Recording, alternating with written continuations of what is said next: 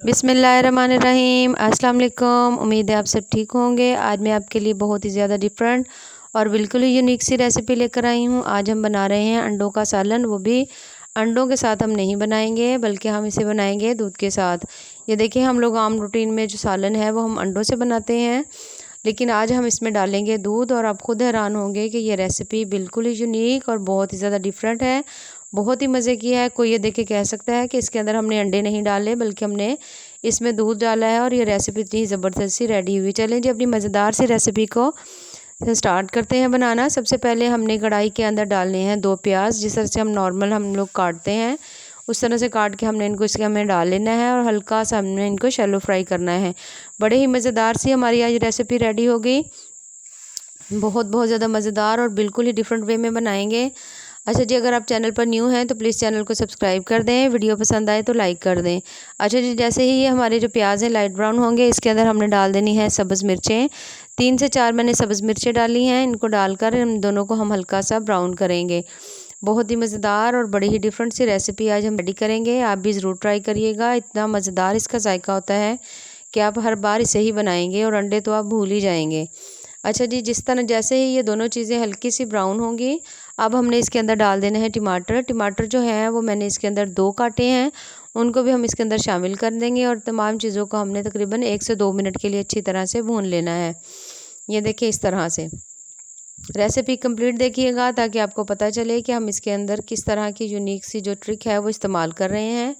अच्छा जी, इसके साथ ही अब हमने इसमें डाल देने हैं स्पाइसेस। स्पाइसेस में मैंने हाफ़ चम्मच मिर्च डाली है, हाफ़ चम्मच मैं इसमें नमक डाल रही हूँ और थोड़ी सी मैं इसके अंदर हल्दी डालूँगी बस। और बाकी हम इसमें कोई मसाले भी ऐड नहीं करेंगे। इन्हीं मसालों से हम इसको अच्छी तरह से कुक करेंगे और इसको हमने 1 से 2 मिनट के लिए भूनना है ताकि ये जो इसमें मिर्चें वगैरह हैं इनकी जो स्मेल है वो ख़त्म हो जाए। हल्का सा पानी का छींटा लगाएंगे और अपने मसाले को अच्छी तरह से हमने भून लेना है, ज़बरदस्त सा। अच्छा जी, अब हमने जो 1 कप दूध लिया हुआ था उसको हमने हल्का सा नीम गर्म करना है और अब हमने इसके अंदर 1 चम्मच जो है हमने सिरका डाल देना है। सिरका डालकर हमने इस दूध को हमने ये देखिए इस तरह से हमने इसे फाड़ लेना है, यानी हमने दूध जो है इस तरह से हमारा फट जाएगा। थोड़ा सा अब इसमें पानी ऐड करेंगे। पानी डाल के ये देखिए इस तरह से इसका हल्का सा पनीर की शेप ये इख्तियार कर लेगा इस तरह से। अब हम इसे छन्नी से छान लेंगे।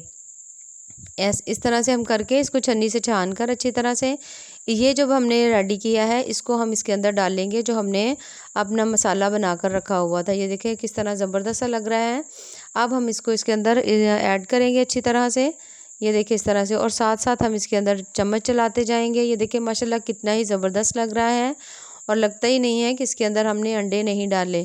ये देखिए साथ साथ इनको मैश करते जाएंगे ताकि इसमें गुठलियाँ ना बने और वो हमारा जो सालन है वो बहुत ही मज़ेदार सा रेडी होगा। 1 से 2 मिनट सिर्फ हम इसको कुक करेंगे और साथ उसके बाद हम इसके अंदर डाल देंगे धनिया, क्योंकि इसके बाद हमें इसे ज़्यादा पकाने की ज़रूरत नहीं है।